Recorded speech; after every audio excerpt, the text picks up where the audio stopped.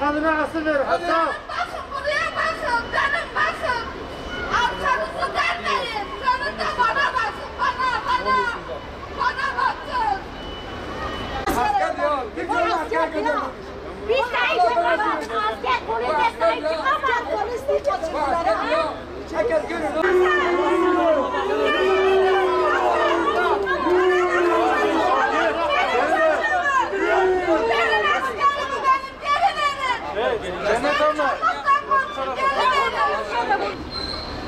Gidin Ermenistan'a gidin, Ermenistan'a gidin, babanız yana gidin. Burası size daha olmuyor, gidin. Kökünüz kazınmış, kökünüz.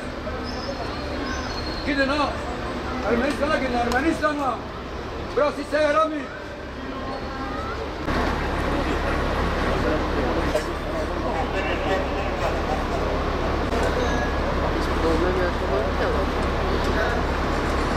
Olarak sana haykırıyoruz. Yeryüzümüze karşı konuş. İnce kapı arkasına sığma.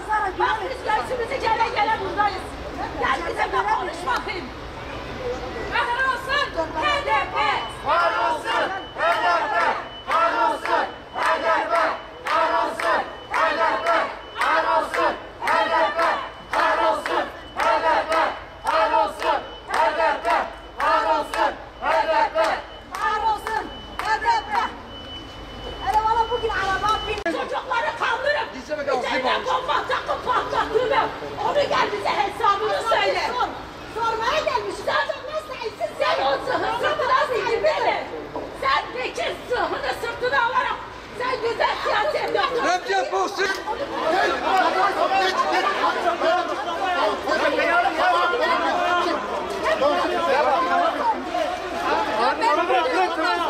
Hadi çek.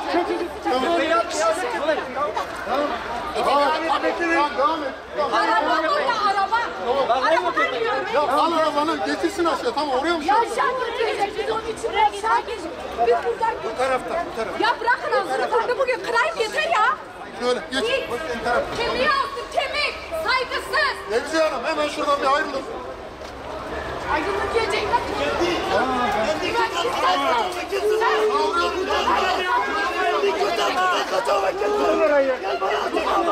Ben onu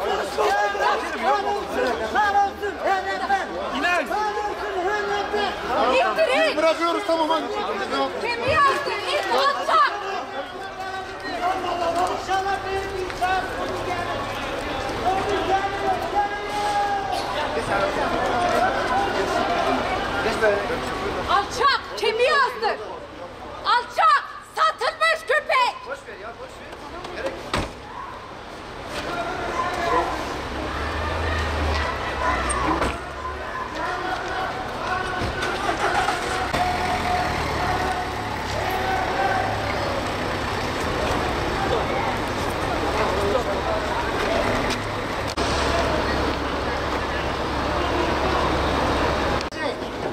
Kendi Kürt halkından kaçan bir vekil.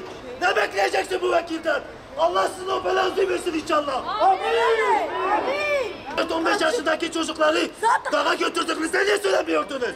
Kendi çocuklarınızı niye dağa göndermişsiniz? Sizde hiçbir vicdan yok. HDP milletvekili araçta götürsün nasıl kaçtı? Ayıptır ya. Biraz elinizi vicdanınıza kurun. Niye kaçıyorsunuz bizden? Bize şikayet değiliz ki sizin gibi. Biz diyoruz ki gelin bir açıklama yapın. Ama bize kaçıyorlar. Artık bütün Türkiye bunların hiç yüzünü görsün.